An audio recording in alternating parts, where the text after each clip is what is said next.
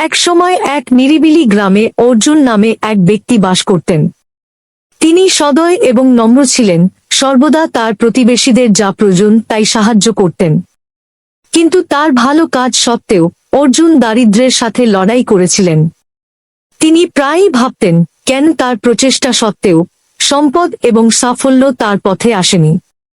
একদিন সন্ধ্যায় বাজার থেকে হেঁটে বাড়ি ফেরার সময় হঠাৎ এক ভয়ঙ্কর ভূতের মুখোমুখি হলেন। রাক্ষস মুচকি হেসে বলল, অর্জুন, তুমি যা চাও আমি তোমাকে সব দিতে পারি।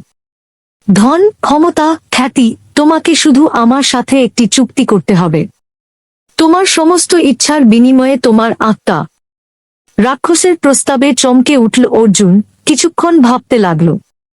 এই ধরনের চুক্তি থেকে আমি কি লাভ করব, তিনি সাবধানে জিজ্ঞাসা। রাক্ষসের চোখ লাল হয়ে উঠল যখন সে উত্তর দিল, আমার ক্ষমতা দিয়ে আপনি কখনই কিছু চাইবেন না। আপনি বিলাসবহুল জীবনযাপন করবেন এবং সবাই আপনাকে প্রশংসা করবে। কিন্তু আপনার সময় হলে আমি যা চাই তা হল আপনার আত্মা। অর্জুন সাবধানে চিন্তা করলেন।